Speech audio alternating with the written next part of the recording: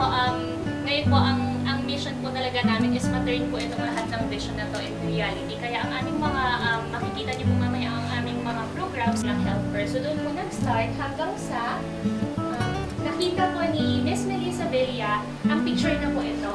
So si Sydney Snook po, if familiar po kayo sa kanya, yes po, sa charcoal community po, Ulingan. Children who are not only hungry for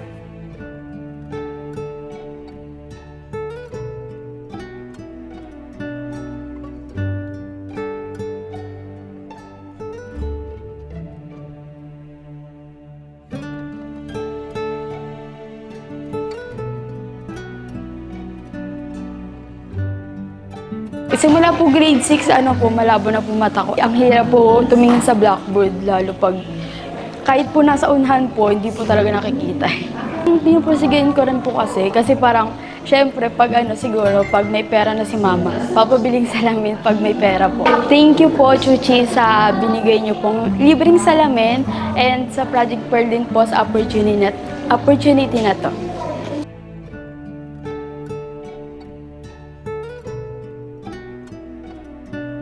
Medyo blurred na po siya sa malayuan, ganyan po. Tapos hirap na po ako mag-crochet. Ganyan na po ako mag-crochet.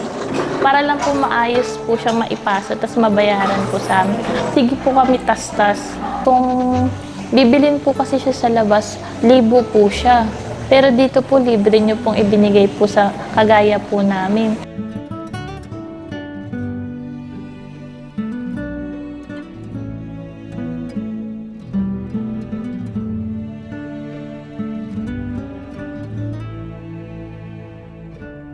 Dahil sa mga sponsor po, yung mga taong may mga bubuting kalooban ay nabigyan kami ng parang ng light, nabigyan kami ng liwanag na sila po yung parang nagbibigay sa amin ng hope para magporsige pa sa buhay. Hindi man po nakikita ng iba yung mga simpleng ginagawa nyo para po sa amin.